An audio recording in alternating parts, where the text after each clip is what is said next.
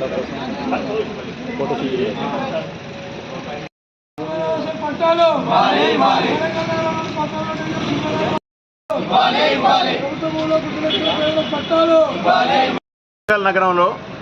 గత 35 సంవత్సరాలుగా ఉంటున్నటువంటి ఆల్రెడీ అక్కడ పెంకుటిళ్ళ దగ్గర నుంచి స్లాబుల వరకు ఉన్నాయి. వాళ్ళందరూ కూడా 35 ఏళ్ల నుంచి నివసిస్తూ ఉన్నారు. అందులో సుందరయ్య నగర్ ఉంది, హరికిషన్ సింగ్ సూర్జిత్ నగర్ ఉంది, అట్లనే కార్ల్ మార్క్స్ నగర్ ఉంది, అదేవిధంగా సారంగపాణి నగర్ ఉంది, నండూరు ప్రసాదరావు నగర్ ఉంది, అట్లనే అనేక మంది పోతన నగర్ ఉంది, రఘునాథ నగర్ ఉంది. మొత్తం కూడా ఇవన్నీ కలుపుకొని 3000 ఇళ్ళు ఉన్నాయి. ఈ 3000 ఇళ్ళు కూడా పక్కా ఇళ్ళుగా మారిపోయినాయి. అవన్నీ కూడా పెంకుటిళ్ళు, బిల్డింగులు, మొత్తం అన్ని రకాల వాళ్ళు ఉన్నారు. గిరిజనులు, దళితులు, మైనారిటీలు, బీసీలు, పేదవాళ్ళందరూ కూడా ఉన్నారు. కానీ వాళ్ళకు ఉన్నది ఏంటయ్యా అంటే ఒకటే ఒక ఇబ్బంది ఉంది. అదేంటంటే వాళ్ళకి పట్టాలు ఇవ్వలేదు. కానీ వాళ్ళు ఓటు హక్కు ఉంది, వాళ్ళకి ఆధార్ కార్డులు ఉన్నాయి, వాళ్ళకి రేషన్ కార్డులు ఉన్నాయి. వాళ్ళ ఓట్లతో ఎమ్మెల్యేలు గెలిచారు, వాళ్ళ ఓట్లతో ఎంపీలు గెలిచారు. కానీ వీళ్ళకి ఇళ్ల స్థలాల సమస్య పరిష్కారం కావాలంటే అది అసెంబ్లీలో ఒక మూవ్ కావాల్సినటువంటి అవసరం ఉంది. దానికి సంబంధించి మేము చెప్పేది ఏంటంటే ఈ రోజు నుంచి 4 రోజుల పాటు నిరాహార దీక్షలు జరుగుతూ ఉన్నాయి.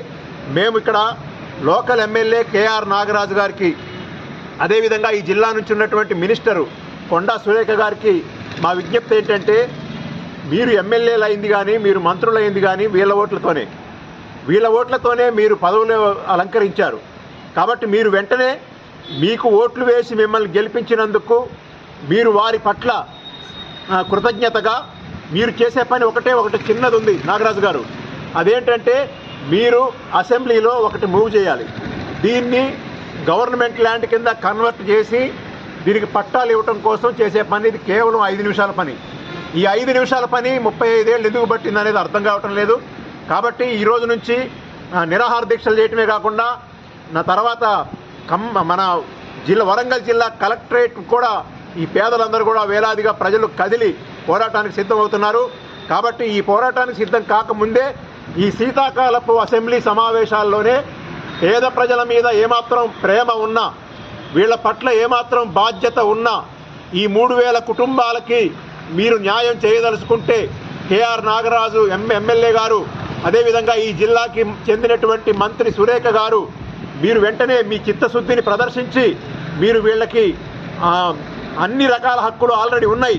వాళ్ళ ఇంటి పన్నులు కూడా కడుతున్నారు, కరెంటు బిల్లులు కడుతున్నారు. కావాల్సింది ఇంటి పట్టా ఒకటే.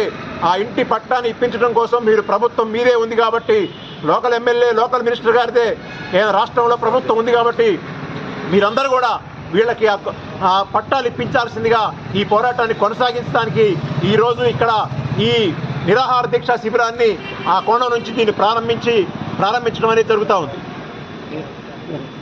నా పేరు బండారు రవికుమార్, సిపిఎం తెలంగాణ రాష్ట్ర కార్యదర్శి వర్గ సభ్యుడిని.